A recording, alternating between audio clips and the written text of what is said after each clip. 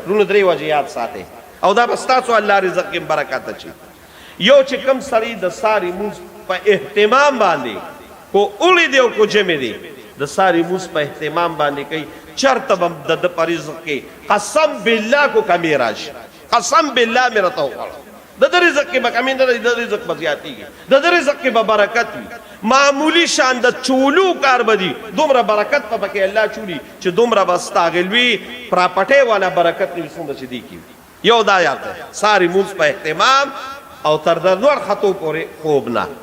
دویم نمبر رونو د ماښام د مونځ د پس د صورت واقعه تلاوت کوه. عبدالله ابن مسعود رضی الله تعالی عنہ له الله ډېر لوی علم ورکړو او نبی علیہ السلام یې کو سو قرآن اورېدل غواړي نو د عبدالله ابن مسعود نه واورئ. عبدالله ابن مسعود بیمار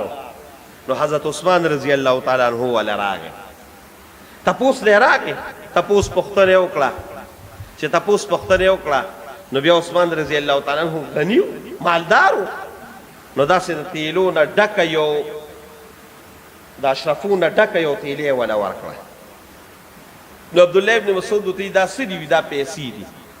وي په دې څه وکړم وي دا مې تاله درکړې وي زه پې څه وکړم وي زه خو ته روان یم نو په دې به څه وکړم وي دا مې تاله درکړې خو ستا نه وي په کار نو دا عبدالله ابن مسعود څلور لوڼه بې زویه نو نو وي دا مې د هغې لوڼو دپاره درکړې وي دې ته د هغوی حاجت نشته. څنګه نشته په کور باندې دي ته ترې روانې او ته هغې ته د هغې حاجت نشته.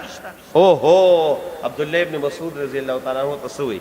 وایي ما د رسول الله صلی الله علیه وسلم نه په دې خپلو غوږو اورېدلي دي او زما د رسول الله مبارک په منځ کې بل هېڅوک هم حایل نو ما ته په دې خپلو غوږو اورېدلي دي چې کم انسان د ماښام د مونځ نه پس د ماسخوتنې صورت واقعه ووایي په دوی به چرتم فاقه او غریبي او د دوی په کاروبار کې او د دوی په مال کې به چرتم کمی را نشي. زما څلور واړه لونه دا وړې دا ډېره عجیبه خبره ده زما څلور واړه لونه دا هر ماښام صورت واقعه وي او داسې نه وایي زما څلور واړه لونه د صورت واقعه عاملانې دي.